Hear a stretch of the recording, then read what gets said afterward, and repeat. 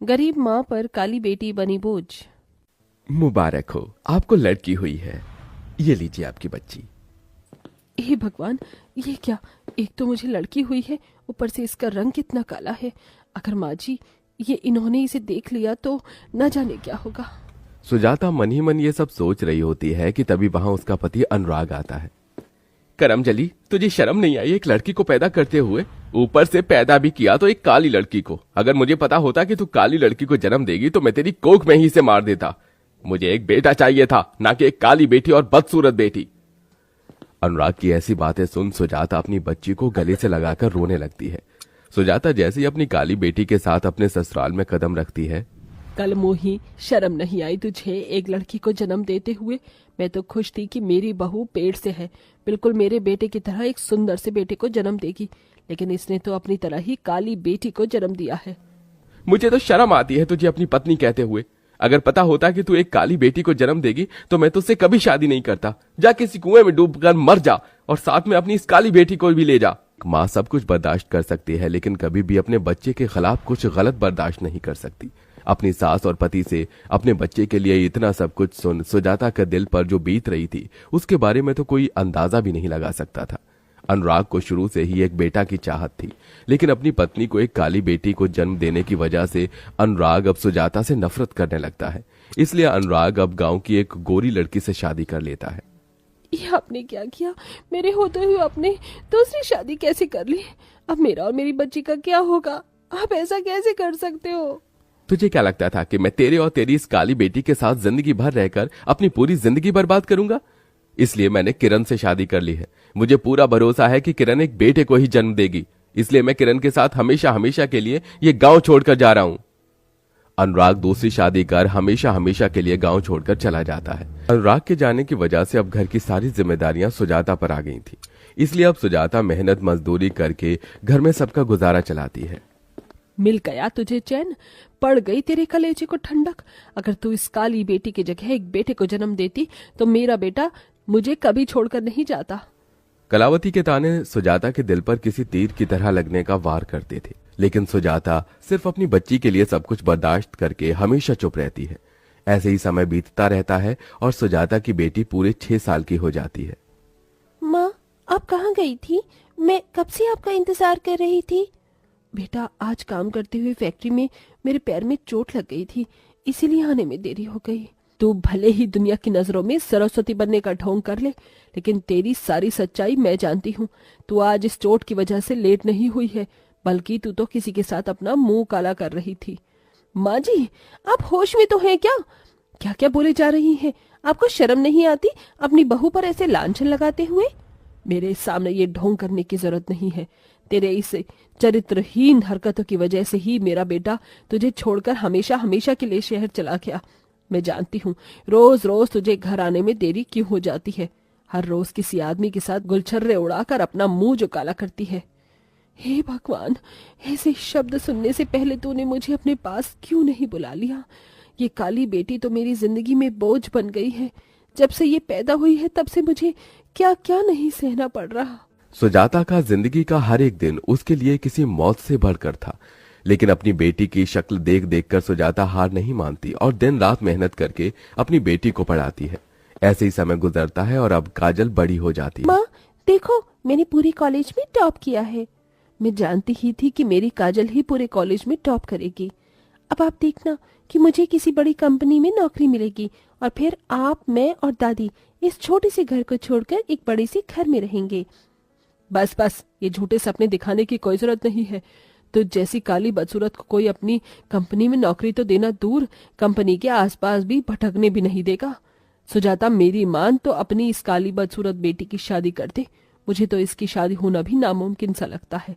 इसकी इस काली भयानक शक्ल को देखकर तो कोई भी इसे अपनी बहू नहीं बनाना चाहेगा।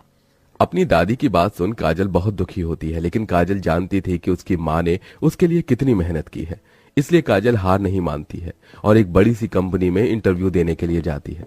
काजल पढ़ने लिखने में बहुत अच्छी थी, इसलिए उसे कंपनी में जॉब मिल जाती है। माँ देखो, मुझे पहली सैलरी मिली है। इस पूरी सैलरी की हकदार आप हो। आपने मुझे इतना काबिल जो बनाया है। काजल, ये सब सिर्फ तेरी लगन और मेहनत की वजह से हो पाया है। अब तेरी शादी का समय आ गया है। तुझे पता है, आज विमला अपनी बेटी का रिश्ता तय हो जाने की खुशी में मिठाई देकर गई थी। मैं भी चाहती हूँ कि मैं भी अपनी बेटी का रिश्ता तय होने की खुशी में गांव के लोगों को मिठाई, लड्डू। मैंने पंडित जी से बात भी कर ली है, परसों तुझे लड़की वाले देखने आ रहे हैं। माँ, मुझे बहुत डर लग रहा है, क्या वो लोग मुझे पसंद करेंगे? मेरी बेटी बहुत काबिल है, मुझे यकीन है कि वो तुझे जरूर पसंद करेंगे। अपनी माँ की बात सुन काजल को सुकून मिलता है। ऐसे ही 2 दिन गुजर जाते हैं और आज लड़के वाले काजल को देखने के लिए आते हैं। देखिए, मेरे बेटे के लिए एक से एक लड़कियों के रिश्ते आते हैं, लेकिन पंडित जी के कहने पर हम आपकी बेटी को देखने आए हैं। आपकी बेटी के काले होते हुए भी हम उसे अपने घर की बहू बनाने के लिए तैयार हैं, लेकिन दहेज में हमें 20 लाख रुपए चाहिए। भाई साहब, हम लोग दहेज में 20 लाख रुपए दे सके, इतनी तो हमारी हैसियत नहीं। तो बहन जी, ये रिश्ता भी नहीं हो सकता। मैंने तो पहले ही कह दिया था कि इसका रिश्ता हो पाना बहुत मुश्किल है। इसकी काली शक्ल देखकर कौन इसे अपने घर की बहू बनाना चाहेगा? इससे अच्छा तो इसे जहर देकर मार देती, वही तेरे लिए सही था। अपनी दादी की बात सुन काजल की आंखों में आंसू आ जाते हैं और वो भागते हुए अपने गांव की नदी किनारे चली जाती है और वहां जोर जोर से रोने लगती है। काजल के रोने की आवाज सुन वहां पर एक अंशुमन नाम का लड़का आता है। अरे, आप ऐसे ही रो क्यों रही हैं? तुमसे मतलब? ठीक है, अगर आपको नहीं बताना तो कोई बात नहीं, लेकिन इतना गुस्सा मत कीजिए। ये लीजिए रुमाल, इससे अपने आंसू साफ कर लीजिए। अंशुमन काजल को रुमाल देकर वहां से चला जाता है और पेड़ के पीछे छुपकर काजल को देखने लगता है। ऐसे ही समय गुजरता रहता है और आज फिर एक बार काजल को देखने के लिए रिश्ते वाले आते हैं। अगर हमें पता होता कि आपकी बेटी ने इतनी काली है और बदसूरत है तो हम कभी भी यहाँ नहीं आते। हे भगवान, अब मैं क्या करूं? मेरी बेटी के काले रंग की वजह से इसका कहीं पर भी रिश्ता नहीं हो पा रहा है।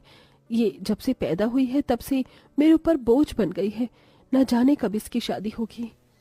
जो भी रिश्ते वाले काजल को देखने के लिए आते हैं तो उसके काले रंग की वजह से शादी से इनकार कर देते हैं, या तो इतना दहेज मांगते हैं जो सुजाता की हैसियत से बाहर था। इसलिए अब बेचारी सुजाता बूढ़ी उम्र में भी मेहनत मजदूरी करके पैसे जोड़ना शुरू कर देती है।